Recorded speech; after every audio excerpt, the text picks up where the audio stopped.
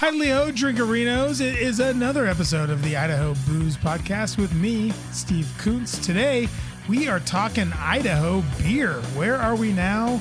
Where are we going? How the hell did we get there?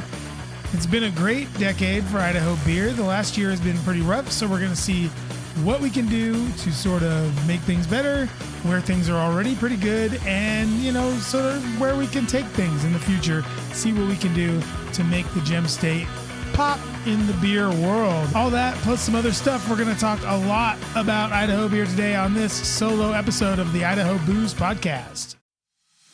It's time for the Warren Reserve Cocktail of the Week, and this week's cocktail is a Huckleberry Collins. Ooh, sounds nice, doesn't it? First thing we're going to do, we're going to add some ice to our shaker. A couple handfuls ought to do it. Then we're going to start with our, the Huckleberry Sour Mix from Warren Reserve. WarrenReserve.com, promo code SUMMER25. We've got a special deal going on for this that I will tell you about right after we're done making the drink.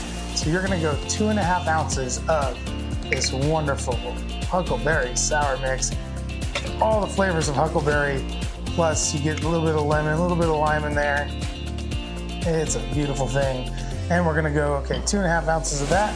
We're gonna go 2.5 ounces of gin. I got Barney here, local gin, not too shabby. All right, we got our octane in there, and then we're gonna add 3 dashes of Warren Reserve Lavender Bitters. You're not going to get too much lavender here because of the gin and the huckleberry. It's just going to add a little bit of bitterness to it. It's going to taste really good. You're going to like it. 1, 2, 3. Put that in there.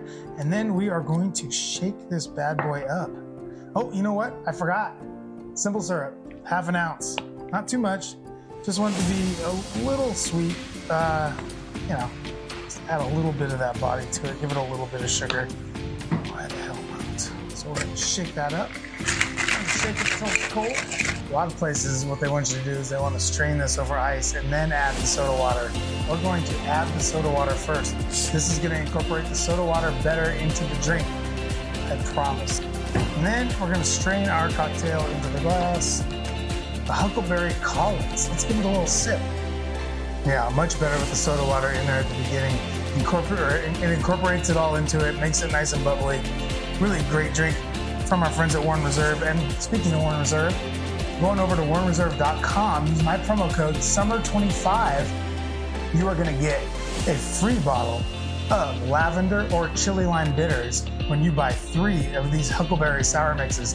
You're not going to be sorry about this. These Huckleberry Sour Mixes are amazing. You can make 1,000 drinks with them. We did a bunch last week. We're doing another one this week. We're going to have another one next week.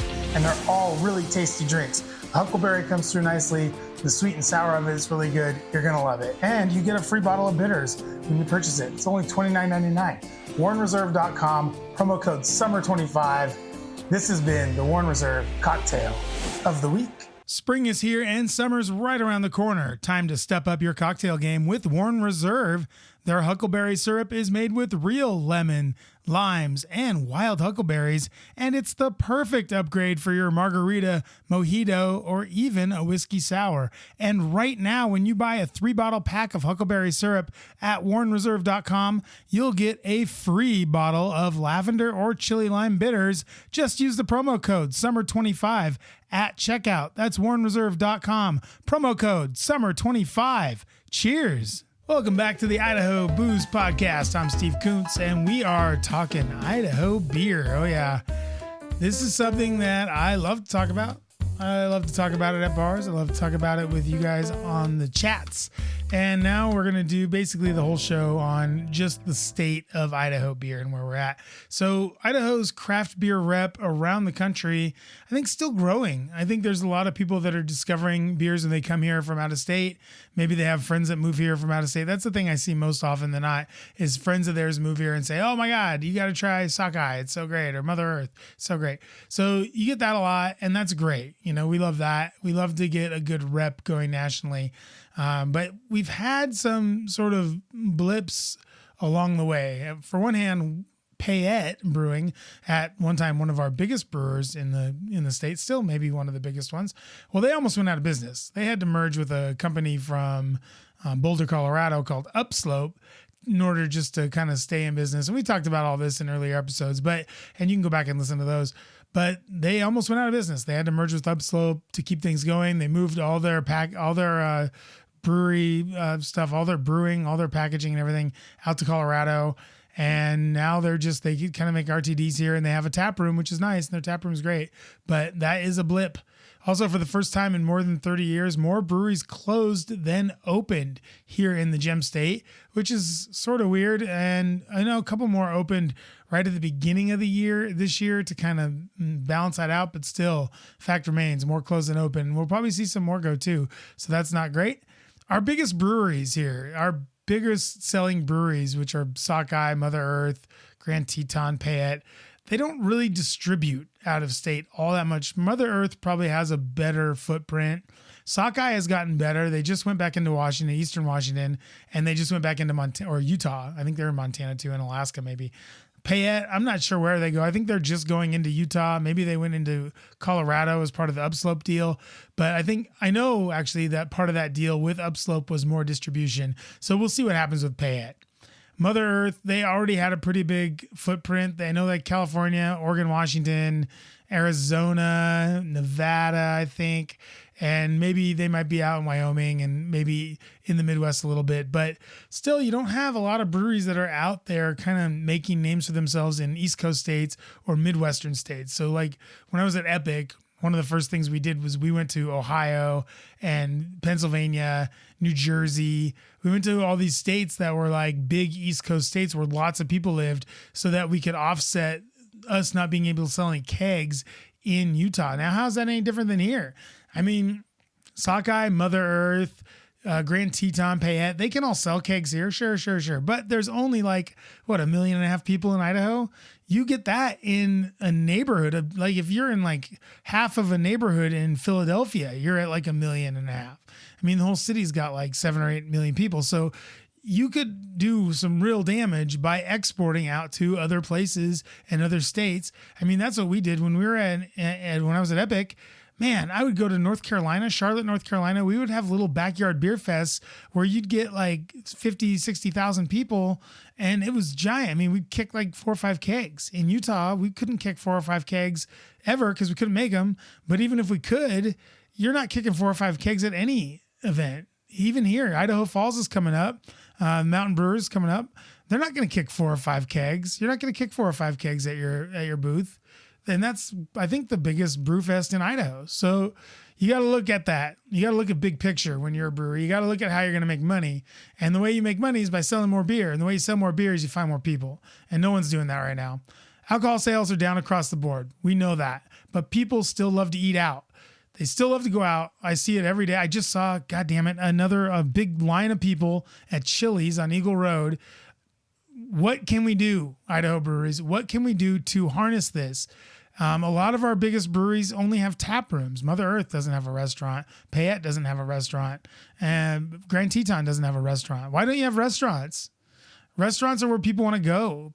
Breweries are fun. Pubs are fun. People like going to brew pubs. People like going to tasting rooms. But they really want to eat. Everybody loves to eat. Plus, you get people in that never heard of your place before. Maybe you have like Lost Grove has done an awesome job specializing their restaurants, making them different, doing the sushi shack, doing the new kind of Vietnamese bend on the place in Hyde Park. They've done a great job diversifying sort of the audience that they can bring in. Why isn't anyone else doing that? Why does Sockeye have 2 identical places on Fairview and 36th Street? Why do they have the same food at each one, basically? Why is that? Why aren't we doing anything different? Why aren't we trying to capitalize on the tourism and on the other people that come in to Idaho from out of state to see something neat and exciting and new? Why are we throwing the same old thing at everybody? And then what is standing in the way of our biggest breweries from distributing nationally? Going back to that point, I guess, why are they not doing it? What's the problem? I know that it costs a lot of money to brew beer, it costs a lot of money to expand, costs a lot of money to get tanks. But look, Sockeye just opened or has been in their new place, in their new production place for maybe a decade, maybe 10 years, something like that, 10 or 12 years, whatever it's been. They have tons of room in there, tons of tanks. I went to, Burt's. Burt's is going to have a tough time. because they just don't have enough room. But why can't they get a production facility? Why can't they do like winemakers do?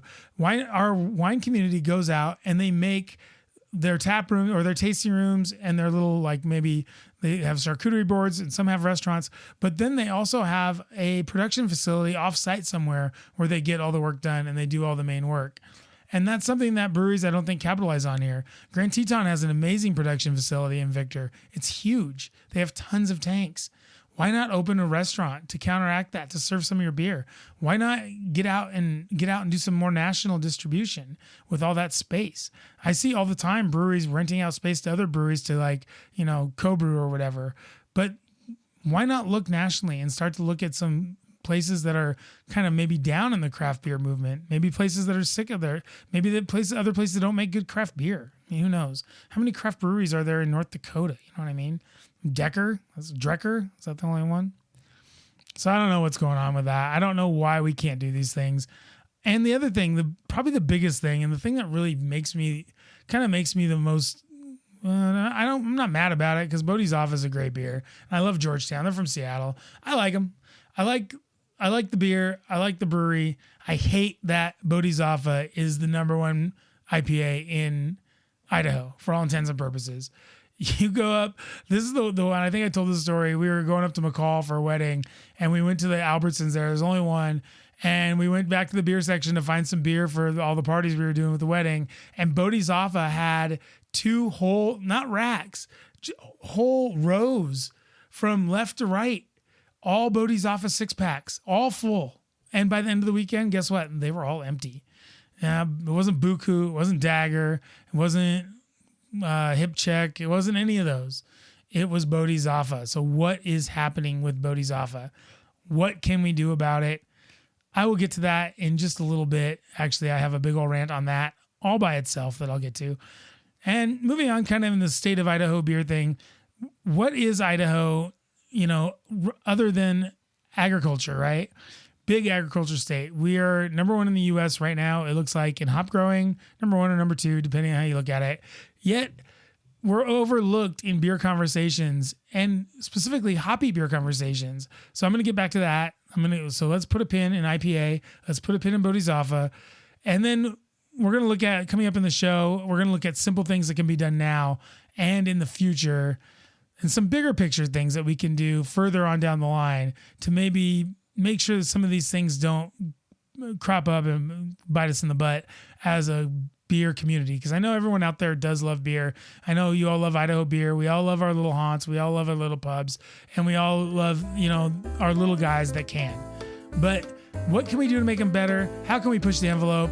What can we do to put Idaho brewing on the national map? Coming up after this. This show brought to you by Snake River Wine Tours. I am writing a book about Idaho wine, and I needed to get out to wine country. I had to introduce myself. I had to see how the wine was made. And Snake River Wine Tours was there for me. They provided an expert tour guide, John, who was very nice and knew everything about every winery we went to. I didn't have to worry about getting lost. I didn't have to worry about driving home. All I had to do was sit back and relax. And wouldn't you know it, I brought 4 friends with me and my wife. We all hung out. We had a blast. There were snacks, there was water, anything you could need. But the best part about Snake River Wine Tours was the behind the scenes access that we got. We had an expert from every winery come and tell us all about all the wines. We did tastings that nobody else was able to do. We did things behind the scenes that other people just didn't get access to, all because we went with Snake River Wine Tours. And this can happen for you too. And they'll accommodate any group, from an intimate 2-person wine tour, little adventure for 2, all the way up to private groups up to 64 people. They will get you out there, and in style too. The van was big, it was comfortable, it had tons of room, and we had a great time. You make friends when you go on like a mixed tour like we did. We were singing and laughing the whole way home. It was an amazing trip. We were able to do it on a Sunday, which was amazing. We went out on a Sunday and hit up a bunch of wineries, and you can do it too. And they plan 7 days a week year round. You can make your trip starting today at snakeriverwinetours.com, voted #1 by USA Today. There you go. That's all you need to know. Snake River Wine Tours for the best adventure out on the sunny slope in the Snake River AVA. Go to snakeriverwinetours.com today.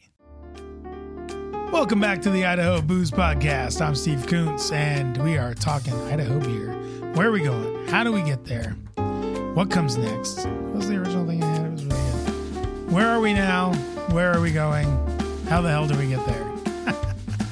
So, I love Instagram. I will tell you right now, I am much better at looking at Instagram than I am at posting at it. But that can be explained away by my age or whatever. But I love taking pictures. I love seeing other people's pictures. And the thing that's really kind of come out to me and sort of been the big winner in Instagram for Treasure Valley anyway, are all of these sort of people that go to bars and take pictures. I think they get paid. I'm not really sure how that works. Obviously, I'm not making any money doing this. But they're doing that. We have like the Boise Socialite, and we have some other ones like that. I guess I should probably look them up and see, so that I can have a better talking point about this. But we have all these really cool sort of influencers, I guess you would call them. And there's like the Boise Socialite. There's Sunny Slope Wine Trail does a really nice job if you're looking for wine stuff.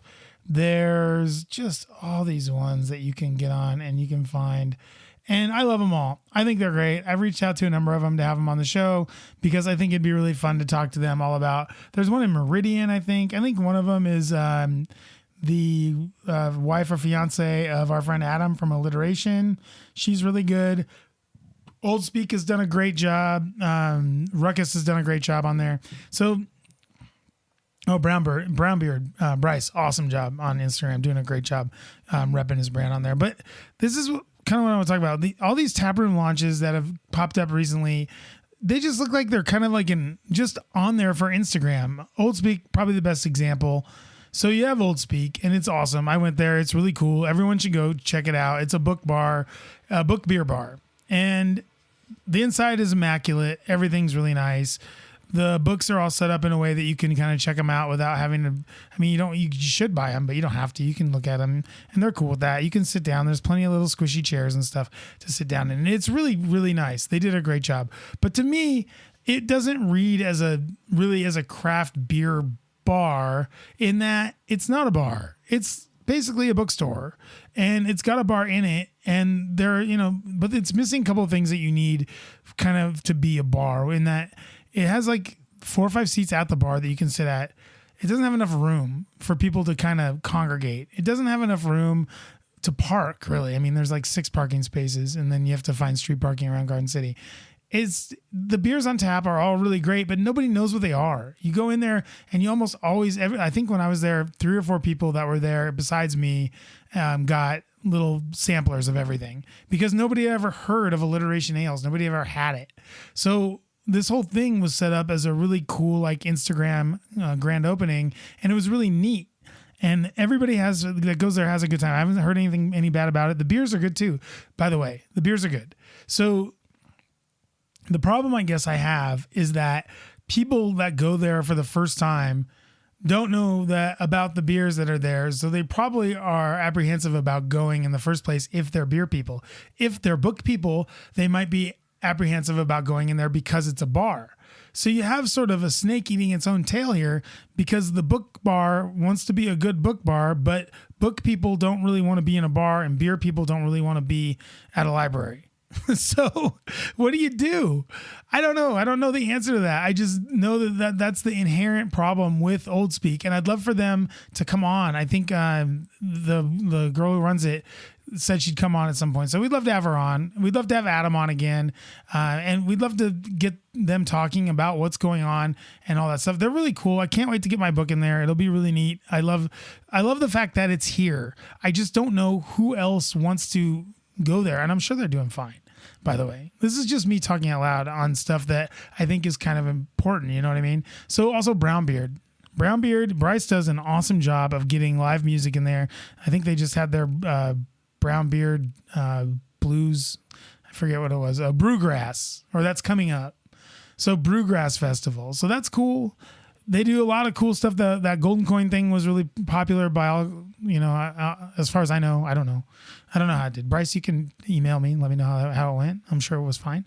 And they're doing a great job at their pub of putting on awesome events and doing awesome things. But what about the beer, Bryce? What about the beer? Where is it? How come I can only get it at your pub? I don't see it anywhere. It's not on tap anywhere. It's not in coolers at grocery stores or C-stores or anywhere that I buy beer. I can't be making trips out to Brownbeard Brewing every time I want to try your beer. I'd like to get it somewhere. You've been around for a couple of years at this point. You should have a couple of beers in Albertsons. You should, what? This is sounding awfully harsh. I'm sorry. Bryce, it's not you. It's me. It's not just you either. Gem State. Chris, awesome guy. Love him. Love his wife. Love the whole place. They have an amazing following in Eagle. Why don't they have any beers? They have a canning thing. They can. Why aren't any of their beers in C-stores or grocery stores here in Eagle at least, or in Meridian? Why can't I get your beer anywhere else? Why do I have to go to downtown Eagle where there's construction on every side of the road 100% of the time? Why can't I just buy it at the grocery store? Ruckus, you're brand new. I'm going to lay off. But you know what I'm going to say. You guys are making killer beer. You need to get it to the people by keg sale or by packaging. It used to be that you couldn't package, that you had to buy this or buy that. That's not the case anymore. There are breweries out there that are willing to let you use their canner, willing to let you use their bottler. You can go get a bottler or a canner for cheap. I know, God, Edge's canner was up for auction for like $5,000 or something. It was a $500,000 machine. So don't tell me that it's tough to get into Albertsons either. I've done it. It's not that tough. You just have to want to. And I'm not seeing any of these beers in the Treasure Valley that are getting such amazing following on Instagram. Old Speak, Brown Beer, Gem State, Ruckus. I'm not seeing their beers anywhere else. I want to see them on tap. I want to see them in cans. I want to see them in bottles. Give me an opportunity to buy your beer, please, without me having to go down friggin' Chinden. Next thing on the hype machine rant, I guess is what we're calling it. Should Idaho beer be balanced? There's this thing when I worked in beer and it was like, oh, we got to be balanced. Oh, we want to be balanced. Well, guess what? The beers that sold overwhelmingly were not that balanced. They were big, bold, boozy IPAs. And I know I'm an old man. I know big boozy IPAs aren't where it's at anymore. But hoppy beers are still what's outsell everything else. God, almost 3-1 probably. I think it's like 3-1. Pilsners are making a little bit of a comeback. Those are also kind of hoppy. So what do? Should we be balanced? Should Sockeye be focusing on Honey Steam Lager and Lonesome Larry and all these other things? Or should Sockeye have like 6 IPAs out there? Because I know they like hops at Sockeye. I know those brewers. I know them well. I know they love making hoppy beer. But that's another one. I mean, I could put Sockeye on that list before too. Half of their beers that they make are just for their pubs, and they could easily put them out. I've had beers at their pubs where I was like, man, this should be out. Why isn't this out? I mean, they're doing a great job on other things. They have the barrel aging, everything like that. But what I'm saying here is, everybody's obsessed with this theory of balance when it comes to beer. Like it's the fucking force. It's not the fucking force. It's beer. And people like IPAs. People like hazies. People like West Coast. People are less liking doubles, which breaks my heart, but it's true. So, why is it when I go to, let's say, Barbarian or to wherever, why are 3/4 of the beers all these like kind of amber and light this and cream ale and everything like that? Why aren't we seeing more IPAs? Because we're not going to get to where we need to get to with IPA, which I'm going to talk about later, unless we start brewing more big, flavorful IPAs and hazy IPAs too. Now, this next point is kind of interesting. Are Idaho breweries chasing national trends instead of leading with what makes us special, which is where we are, our terroir, as it were? God, I am really getting into wine. Terroir. Enjoy that. Oh, my friends. And also, hey, I could be dead ass wrong, and I would love to hear from you guys. If you think I'm dead ass wrong about any of these things, send me an email, idahoboozepod@gmail.com. Hit me up on Instagram or Twitter, wherever you want. you can find me. I'm findable. Plus, you guys probably all know where I live anyway. Just come over. Anyway, Idaho breweries chasing national trends. This has been a big thing. It's been started with hazies. Actually, it was, to be honest, everyone was late to hazies. I know at Edge, I tried to get out in front of it and the hazy thing. And, I told the story. Boston Juice Party. It's a great story. Look it up. Really, really good. But we've got hops in abundance. We've got barley. We make so much barley. We have the most two-row barley of any state in the United States. That's what we do. We make the most. We've got great water. Why aren't we maximizing these things instead of trying to out-hazy everybody?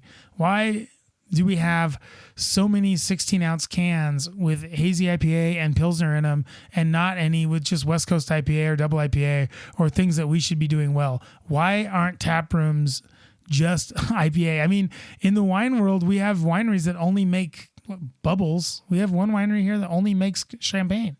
That's it. That's all they make.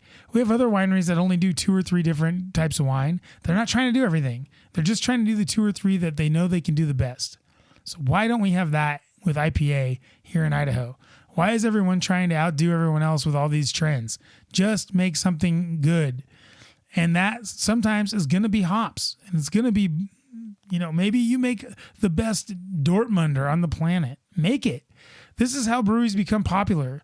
They don't become popular and they don't become national trends. They don't become national sellers by making a bunch of stuff okay. They get popular and they get national attention by making 1 or 2 things really, really good. And we need that. We need some brewery here to make something that's really, really good. Now, I know all you brewers out there, what you're saying. I do make this really, really good. And I make this really, really, and I make this really. Well, that's what everyone says.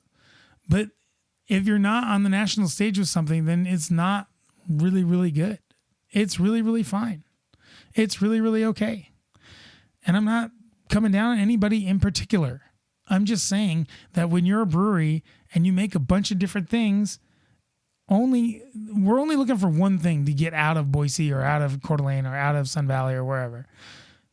We'd like to be bigger on the national stage, right? We'd like people to come in. We'd like tourists to come in to seek out Payette, to seek out Sockeye, to seek out Boise Brewing. So how do we do that? Well, the answer is you make one really good fucking beer.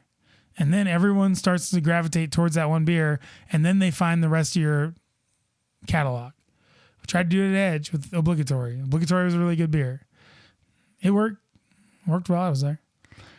Lastly, on the hype machine. God, this is sounding like a Jim Rome show. Why don't we have a light lager that I can reach for and grab a 12-pack of and bring to my party? I was looking for something for Memorial Day. We did a little barbecue. I had about 20 people over. And I wanted a 12-pack. A 24-pack would have been best. But we all know there's no 24-packs in craft. Oh, my God. How much could you charge? That's a whole other deal. And I will get to that at some point.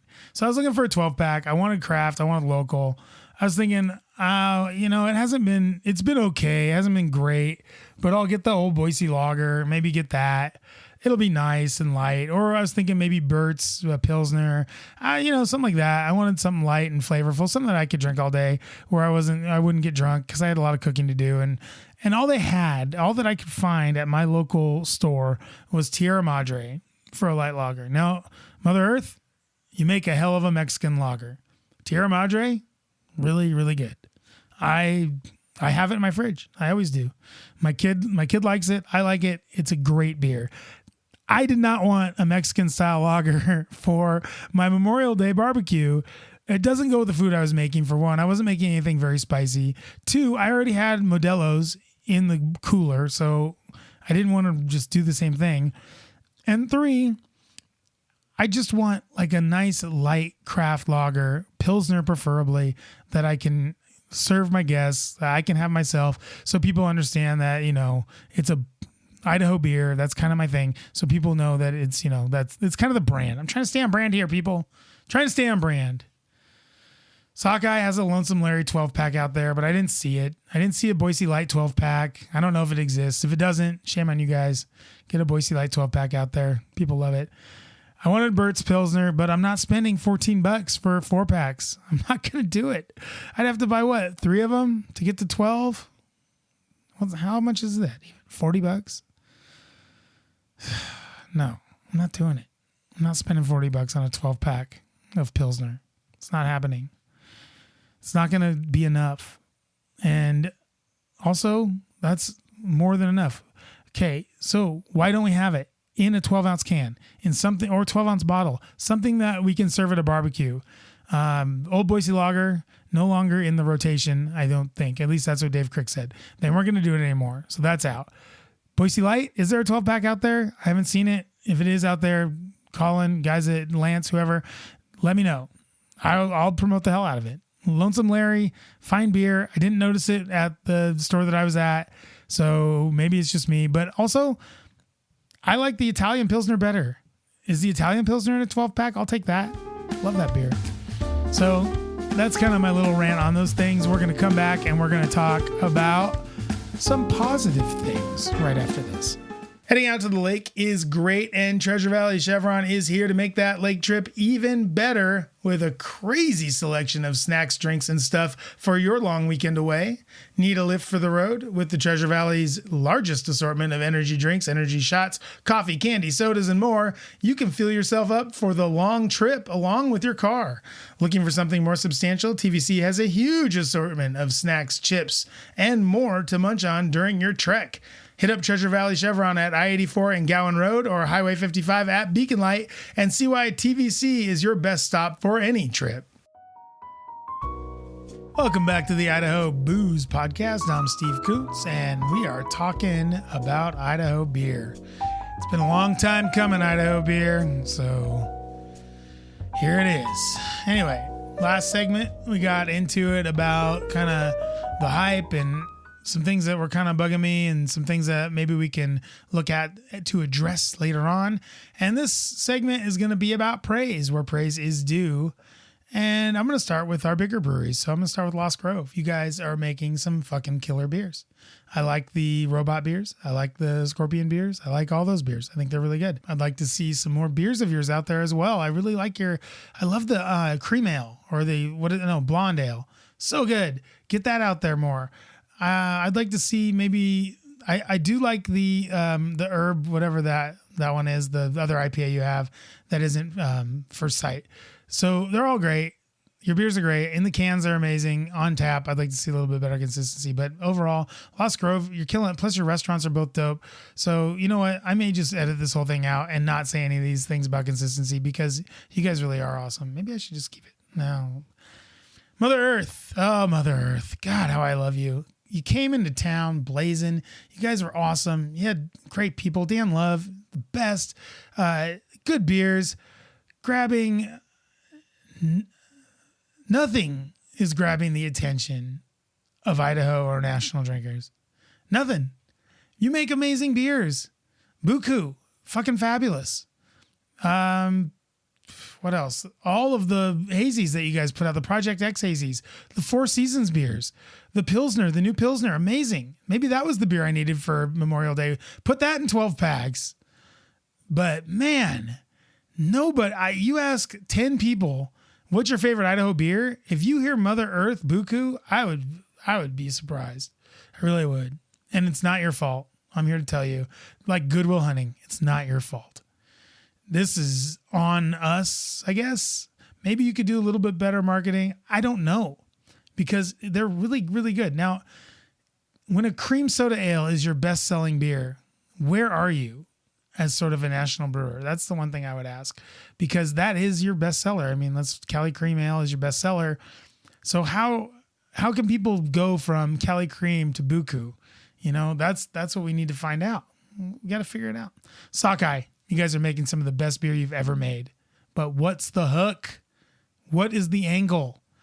What is the sales point here? What are we looking at? Is it still a dagger world? I don't know. Multigrazzi, Italian Pilsner, awesome beer. Is that the one?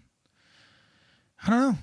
Well, I like all of them. I think you guys are making outstanding. The Chronicles beers, oh, fucking delicious. Get out of here. You guys have amazing talent in the brewery. Amazing talent. But what's the hook? What's the angle? What am I looking at here? What are you going to do in Washington and Utah? What's happening there? Maybe Tyson will come back on and talk to us. Boise Brewing, give me something to sell statewide. Actually, I should start with something positive. Boise Brewing, everything's good. It's like sockeye it's like sockeye light. Everything's good. Your IPAs are fine. They taste good. Everything's consistent. Everything's quality is great on everything. Your restaurant's good. You have a restaurant, which is something Mother Earth doesn't have. You have a restaurant. Everything's good. What are you selling statewide? What's your statewide beer as Boise Brewing? It's tough. You can't grow if you only sell to 500,000 people. How do you sell to the other million that live in the state? How are we doing it? Grand Teton and Payette. It's been a lot of fun. What's next?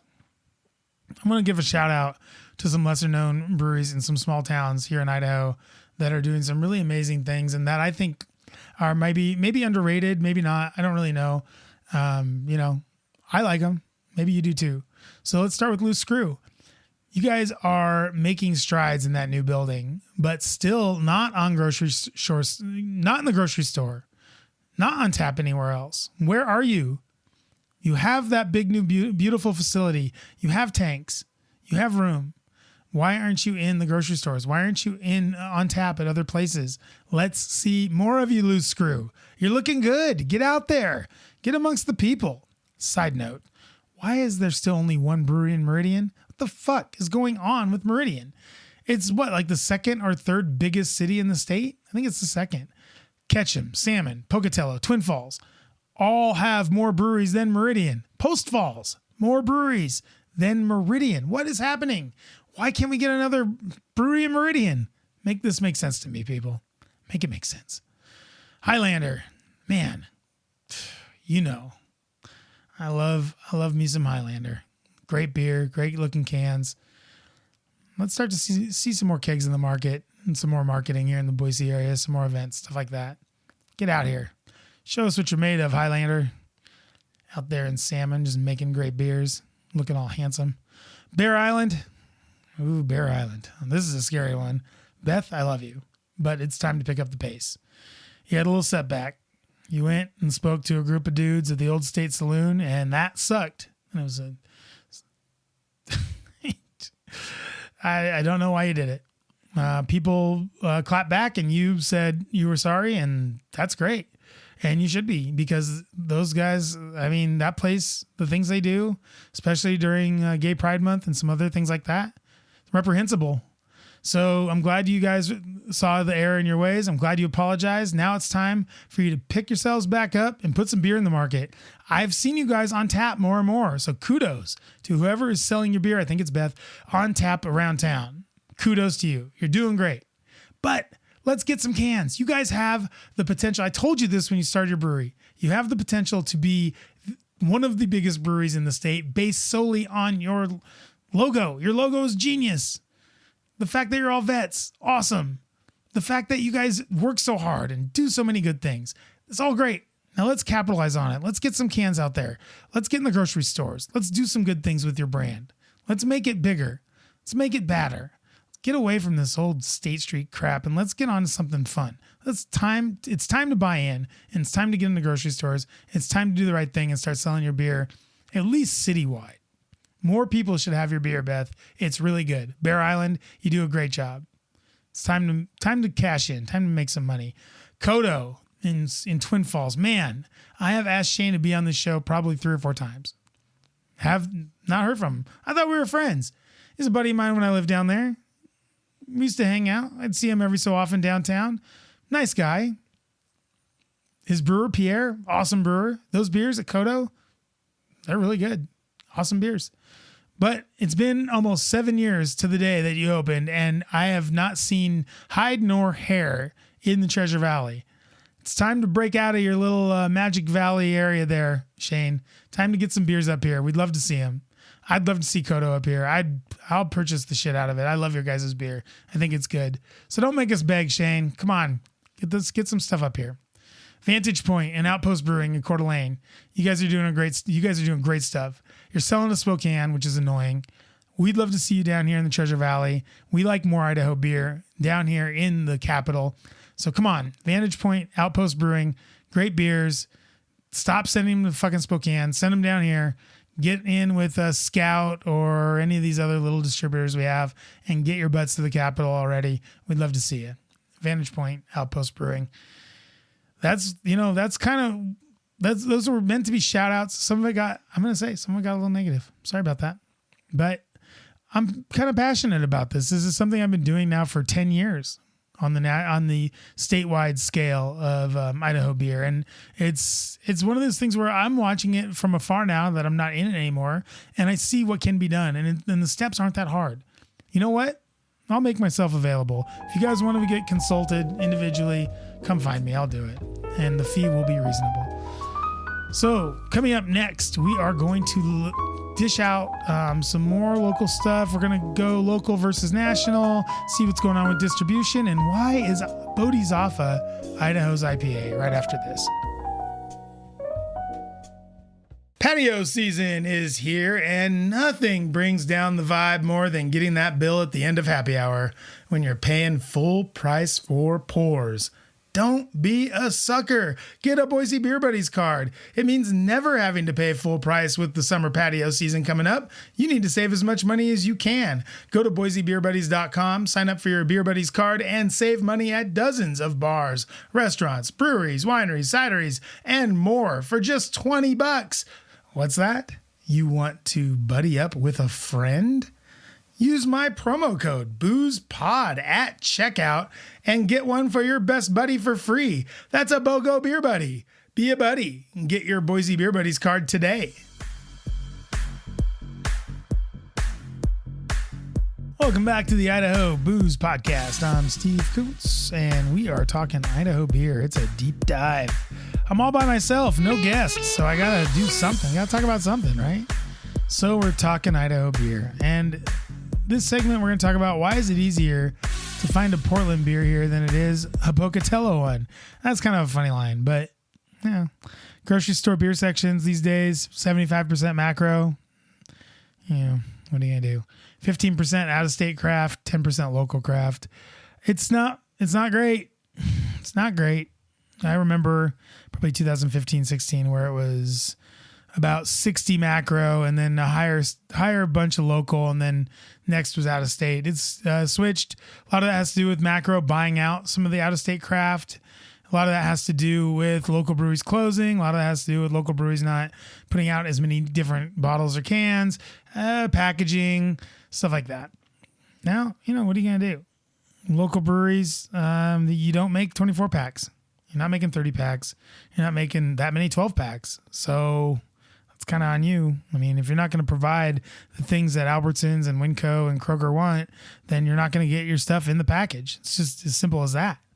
I mean, when I was told by vendors, hey, we want a 24 pack of this. We don't want a 6-pack. I said, okay.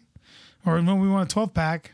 Oh, what was it? Yeah, 24 pack. I said, all right, well, what if we sell them in flats? Can we sell them in flats?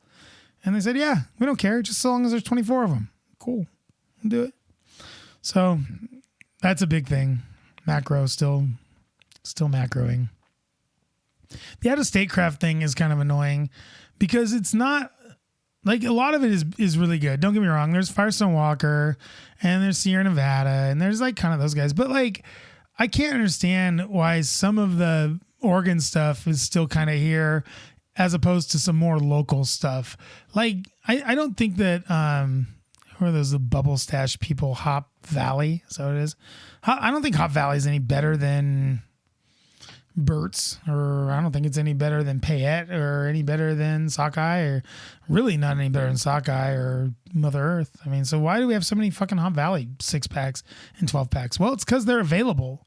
It's because they make 12-packs, because they make 6-packs. That's why. Ninkasi, I've never been a big fan of Ninkasi. I know Payette, a lot of its roots are in Ninkasi. I like the Tricera hops. I thought was fine. I'm sure their beer's fine. It's just it's never been my favorite, but they do a good job. And then the out-of-state craft that I see on the shelves in grocery stores, in big grocery stores, to me doesn't make any sense.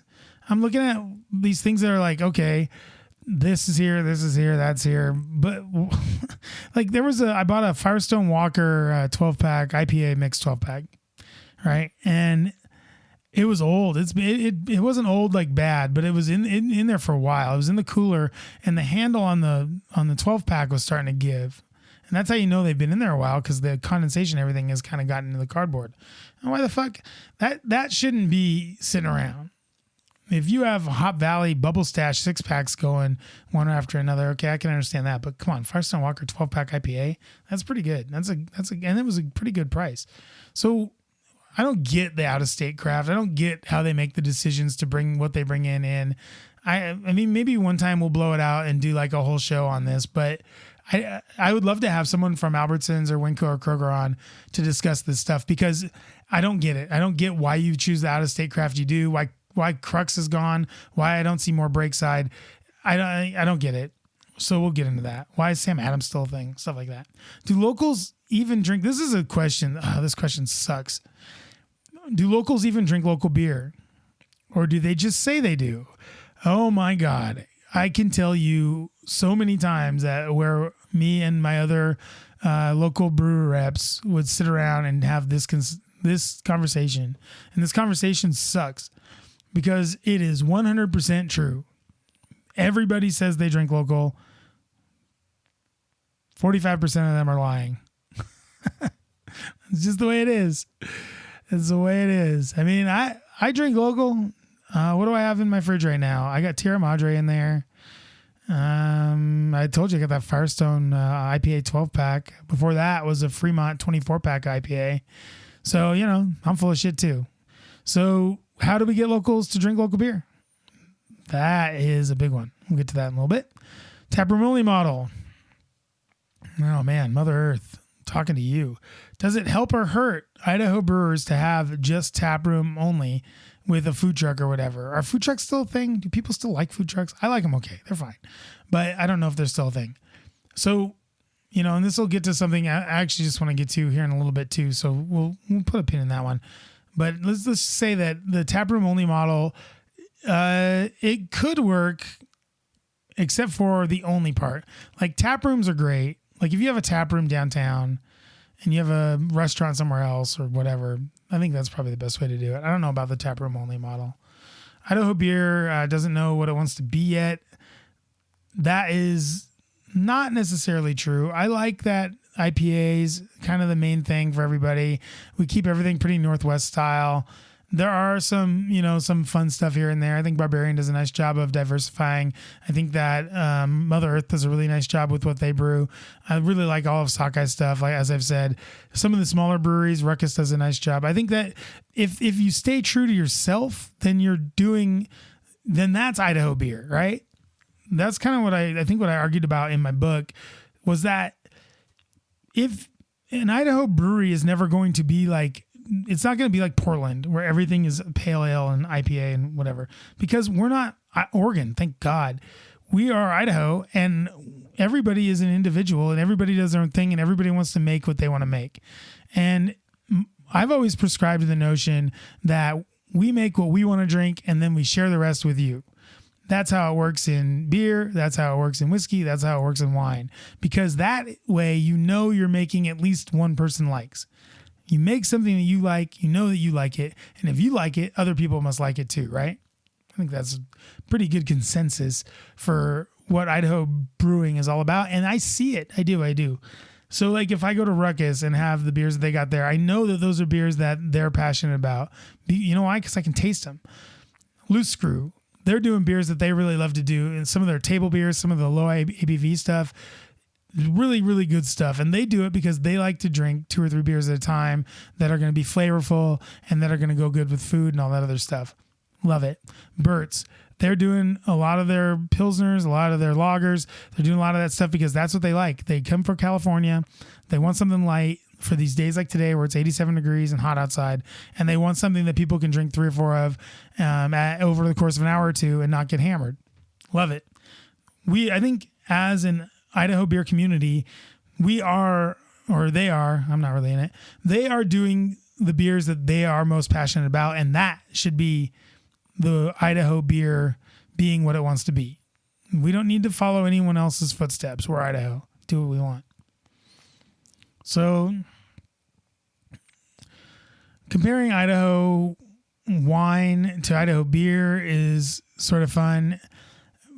Wine doesn't really have a choice because they have to make what grows. Beer, I mean, imagine though, that would be kind of cool. And something I want to talk about maybe a little bit later is about this sort of agritourism thing that beer could be with the hops and all the hops that we grow here and all the barley. You could add barley to that mix as well. So I'll get to that a little bit later. We'll go ahead and put a pin in that. But the wine the wine and beer in Idaho thing is sort of a fun conversation to have. And maybe it would be more fun to have like maybe a panel on the show to discuss that. Maybe have someone from a winery and someone from a brewery on to talk about it, because there's a lot of cool points that could be made about that. And then also talking about sort of the overlying, let's say, not great things going on that we see a lot. And this has been true. This is probably true of every community. It's not just us, but inconsistent beers. That's always a big thing, especially when you have these little breweries that only brew so much at a time. Their beers can't be consistent because they're doing 3 or 4 gallons or barrels or 2 or 3 barrels, whatever it is at a time. It's tough to keep things consistent when you don't brew a big batch.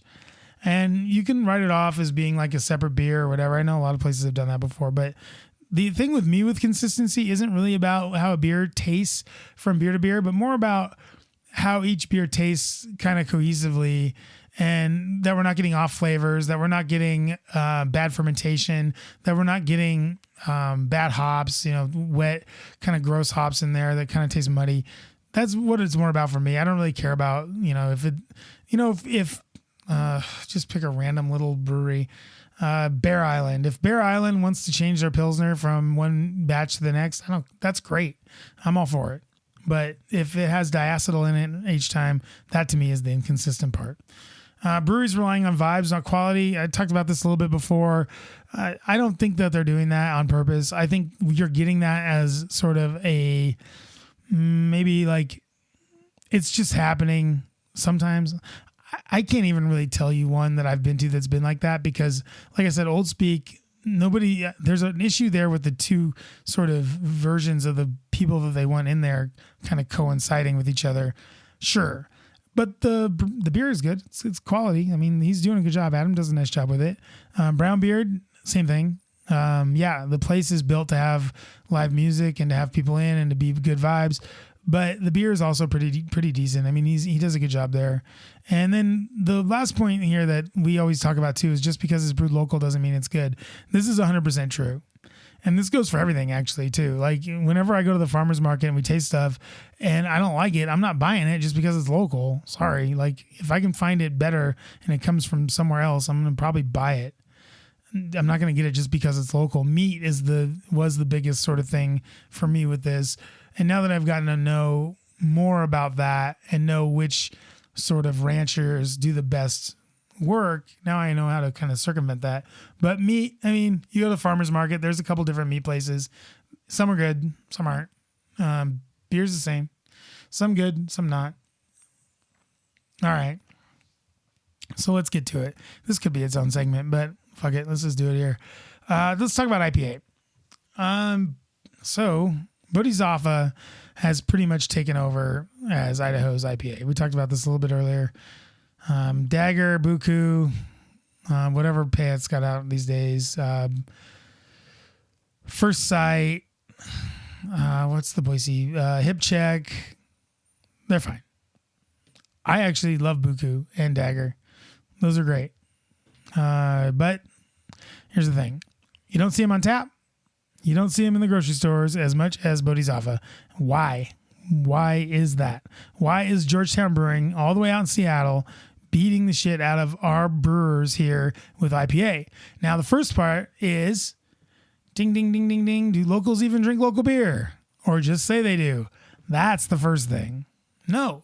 They drink Bodhisattva. Why do they drink Bodhisattva? I'll tell you this. The price isn't bad. I can usually get Bodhisattva for about $8.99 a six pack. So $9-10 a six pack. Whereas some of the other ones, some of the ones Hayden has, because they all kind of do sales at the same time. You can get them for $9-10. Dagger's usually 9 or 10. Buku's 9 or 10. The rest of them are sort of up there. I know Burt's, that one's 13, 14. 16-ounce cans, but it's a 4-pack.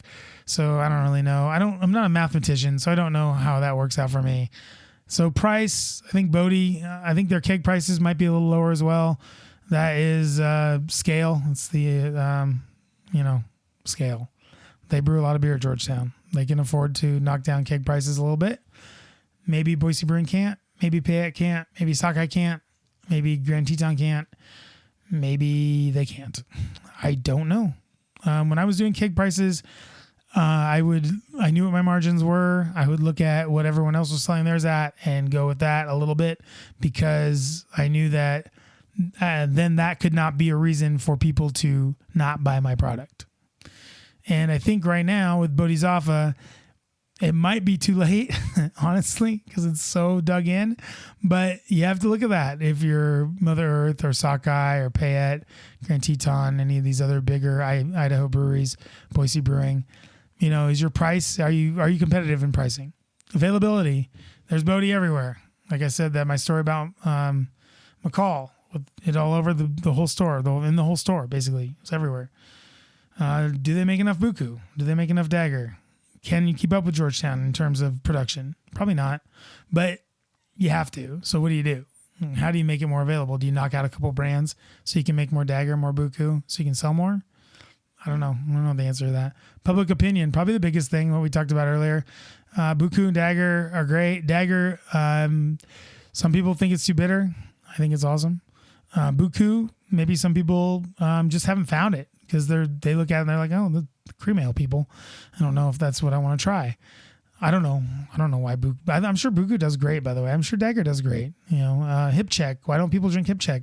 I think it's cool. It's got its own niche in the market. 7%, a little bit higher alcohol, a little bit more body to it. It's pretty hoppy, which I like. So I think Dagger and Hip Check kind of fall into the same sort of range.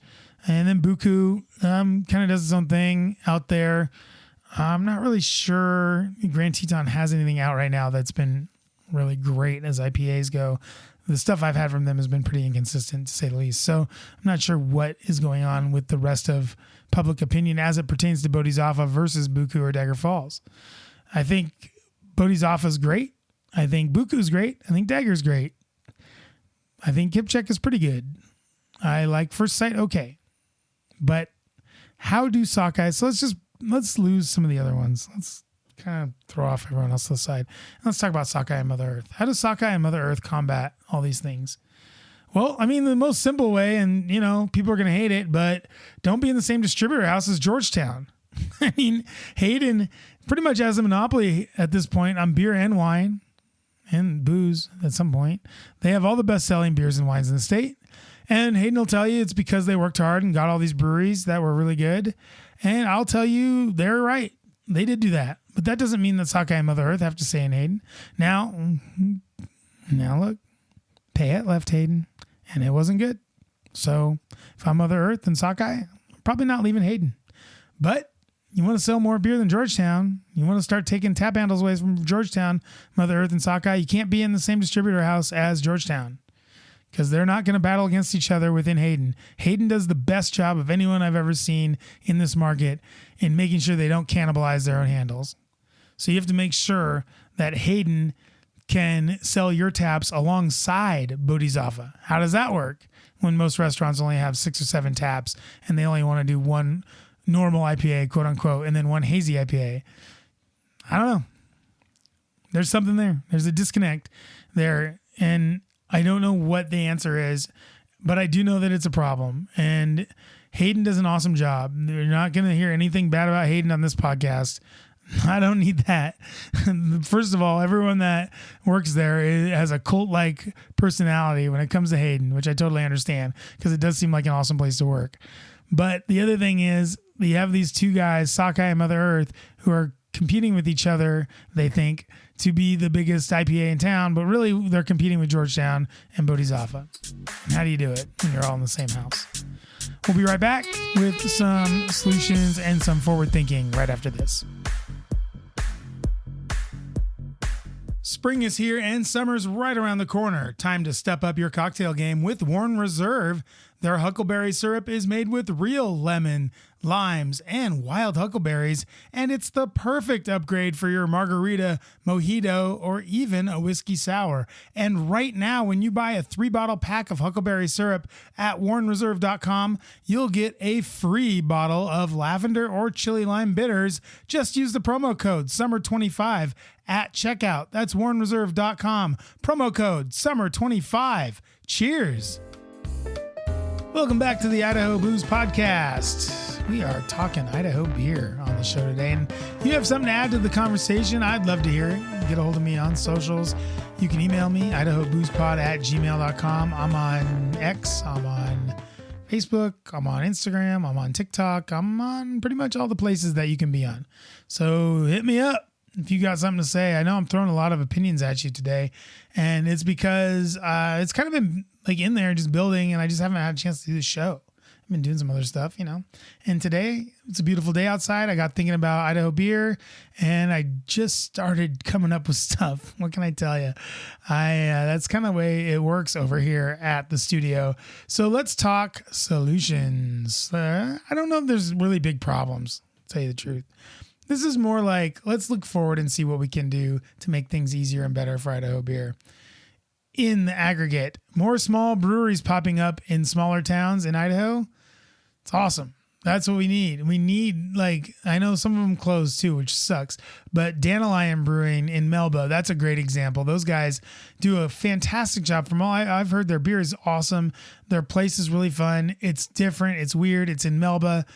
I love it. And not just because I love the Hawaii's, which I do, but I do. I like that. Salmon. There's a couple breweries there. Highlander being one of them.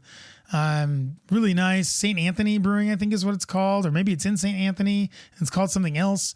Cool. That's awesome. Little breweries. I love little breweries popping up in little towns. It's great for the market. It's great for the state. It really is. I mean, bigger breweries might think it's not, but it really, really is, because this gives sort of a built-in market for these places. And it gives these breweries a market share in their own town with which to grow upon, which is good. I want that. Breweries need to take advantage of this is sort of a short to midterm goal. Breweries need to take advantage of what makes Idaho popular. What makes Idaho popular? Mainly, outside. We have the best fishing rivers. We have awesome hiking trails, wilderness, lots of wilderness. We have amazing mountains with which to ski and hike on and bike on. We have whole communities built around these things. Yet, what brewery do we have? Maybe Salmon River, maybe Sawtooth Brewing in Sun Valley. But we need more. There should be more breweries and pubs on Lake Coeur d'Alene. I think right now there's one. Vantage Point is actually off the lake. It's not even on the lake. So we don't have any on there, I don't think. Boise River, Payette, only one I can think of that's on the river. Why isn't Sockeye on the river? Why don't we have any breweries on the river in Garden City? Why are they on Chinden? Put them on the river. Payette River, 0 breweries that I can think of. Sun Valley, catch them. There's those guys that do booze and beer over there, and then there's Sawtooth. That's pretty much it. Bogus Basin, no breweries. Sandpoint, Schweitzer Mountain. Our friends closed up there. Laughing Dog closed. So I don't think there's any breweries up there in Sandpoint or Schweitzer. These are all the places where tourists go. Yellowstone, Island Park, no breweries. So we need to start figuring out a way to get brew pubs and breweries in places where people go. I mean, sure, we have, Broad Street where we have Boise Brewing and Mother Earth all in the same block, basically. But, tourists don't really come to Idaho to tour downtown Boise. They come to Idaho to ski, to fish, to hike, to hunt. We need to be there where the people are. And in order to do that, breweries need more than 2 locations. It's high time that Idaho Brewers United went to the legislature and said, you guys, what the fuck are we doing limiting ourselves to only 2 locations? Why are we being held to this standard when nobody else is? How come Stella's Ice Cream can put 8 locations in Boise and Sockeye can only have 2? Why? because it's beer. Ooh, boogie, boogie, boogie. It's beer. It's Idaho. It's not Utah. Let's go. IBU, I'm calling you out right now. You haven't done it.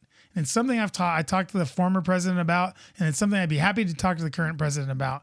This legislature where you only get 2 spots as a brewery is insane. It inhibits growth. It inhibits local business. It takes away anyone's chance to earn in the brewing industry. Do you know how hard it is to make money as a brewer? It's impossible. You can't do it on 2 locations, especially if they're tap rooms. It's impossible. You look at it, the margins seem to be there, but then you go over it again. Where's the loss? How do you keep everything clean? How do you keep people employed working for a living wage and all this other stuff? And frankly, breweries also sort of have a little bit to blame there, but it's on the good side where they want to give their employees a living wage. They want loyalty within their breweries. They want the same people around all the time. Breweries they're not Applebee's and Chili's. You know, we had Bree from Barbarian on, and she was effusive in her praise of her employees. She loves them. They're her family. They're there every day. She's had them there for 5 and 10 years. So Idaho State Legislature, I know you're not listening, but maybe somebody at IBU is, or maybe someone that works with IBU, or maybe someone that works with the legislature, one of our crackpot senators or one of our even crackier potter representatives, God, and get rid of this thing.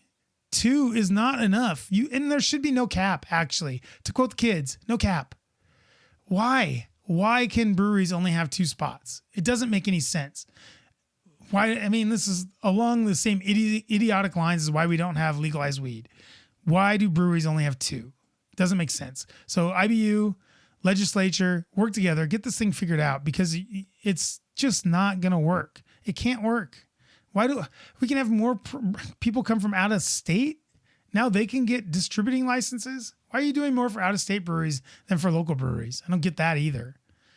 Ugh, God, that makes me mad. The 2 locations thing is the stupidest law there ever was, especially when it comes to small business. You're killing small businesses. How come there can be 8 Chili's and 5 Culvers and a jillion McDonald's, and there can only be 2 Sockeyes, 2 Mother Earths, 2 Boise Brewings, 2 Lost Groves? So stupid. So that leads me to this thing. So say we get rid of the 2 location thing, which we should. Beer tourism and agritourism need to start working hand in hand, much like Idaho Wine does, with restaurants and food. Serving food that's not native to Idaho, but maybe food that is native-ish to Idaho. And that doesn't necessarily mean just steak and potatoes, but seafood, salmon, freshwater fish, trout, all sorts of stuff that we have here. Game, doing something a little bit out of the box. Chinden, your place on Chinden could totally go back and look at the Asian influence that has grown Garden City. Why not look at that? Do something fun. Farm to glass. You know, we have, 3 maltsters in the state. No breweries attached to any of them. We have Mill 95. Okay, so getting to the hops and Wilder and Parma, there's all these hops, tons of hops. We're the number 1 or 2 hop growing state in the nation. And there are no breweries where the hops are. Why isn't there a brewery out there? I've been traveling all over the Sunny Slope looking at wineries for the last 3 weeks, and there's no breweries. There's hardly any restaurants. Why can't we put a brewery out there with a restaurant that makes beer fresh off the farm with the hops? There's so many beautiful hops out there. This is an idea that you can take. Any one of you hop growers out there, take it. I mean, you got those guys in Washington that do it, and they're awesome. I mean, they make amazing beers. Bale Breaker, fantastic beers. They're on the farm. They're hop growers first, brewers second. It's crazy, but we can do it. Mill 95, you can do it. Gooding Farms, Obendorf, any of you guys.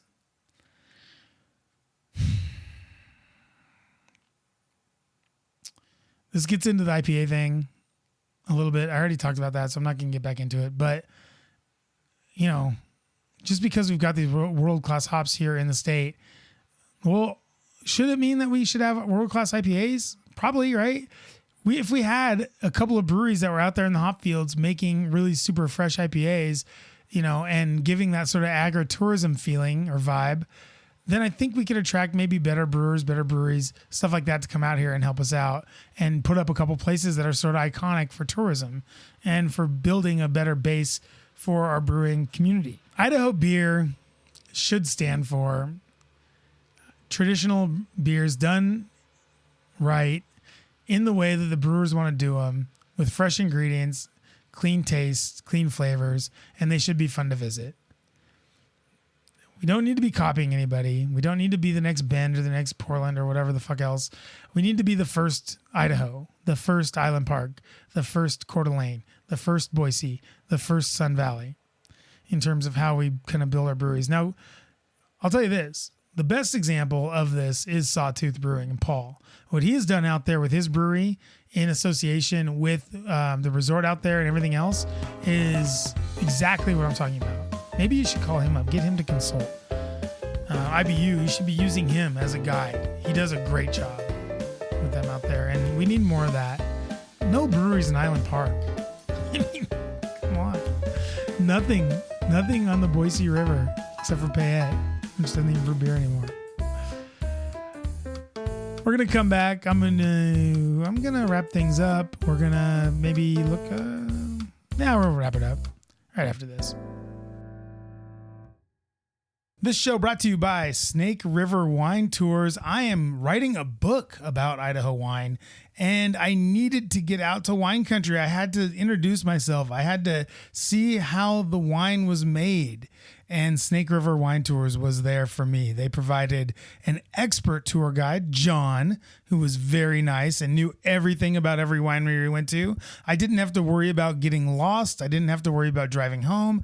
All I had to do was sit back and relax. And wouldn't you know it, I brought 4 friends with me and my wife.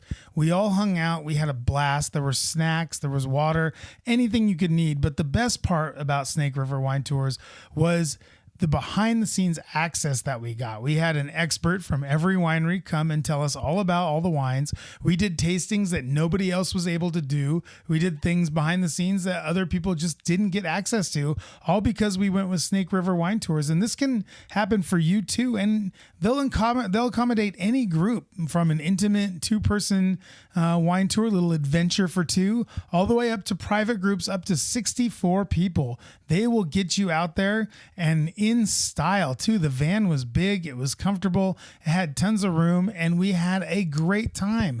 You make friends when you go on like a mixed tour like we did. We were singing and laughing the whole way home. It was an amazing trip. We were able to do it on a Sunday, which was amazing. We went out on a Sunday and hit up a bunch of wineries, and you can do it too. And they plan 7 days a week, year round. You can make your trip starting today at snakeriverwinetours.com. Voted number 1 by USA Today. There you go. That's all you need to know.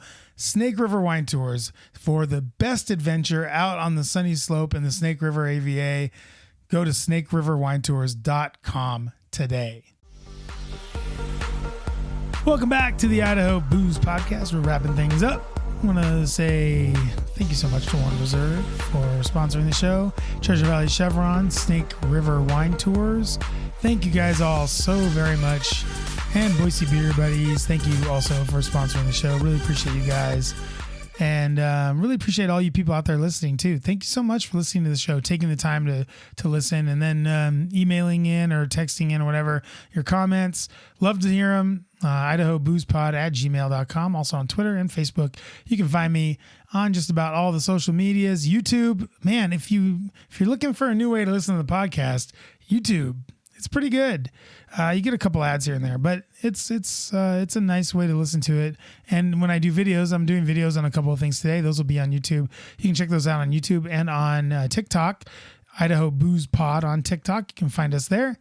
I'd love to hear what you think about today's show, because it was a really fun show for me to do. I haven't had a chance to really let off some steam about the industry lately, because I don't work in it anymore. So I don't have anyone to talk to about it. So you guys are going to have to be it. So please hit me up with some feedback on the socials or on Substack. You can join Substack. Hit me up on there. That's idahobooze.substack.com. Also, check out my journey to Idaho wine. I'm writing this wine book. I've got now 2 great videos up on my Journey to Idaho Wine Substack. It's $5 a month. IdahoWine.substack.com. please check that out. That really helps to support the show as well. And also check out warrenreserve.com. My new promo code SUMMER25. Are you kidding me? You buy 3 things of the huckleberry syrup, which is amazing. Or it's not really syrup. It's a sour mix, huckleberry sour mix. You get 3 of those things in a sort of a summer pack. You get a free bottle of lavender or chili lime bitters, and it's all only $30. What a deal from Warren Reserve. SUMMER25 is the promo code, and that helps the show out whenever you do that as well. You need bitters. You need the huckleberry sour. It's summertime. It's hot outside. Make some cool cocktails. Thank you so much. Next show, we're going to get back to the wine. I believe we're going to have a guy on from a winery that's coming out here very soon. So it'll be another out-of-state wine producer. It'll be lots of fun to talk to him, see what he thinks about the Idaho wine scene and about Idaho beer and everything else in general. So from the home office here in Eagle, Idaho, I want to say thanks again for listening. Good day and good drinking, everybody.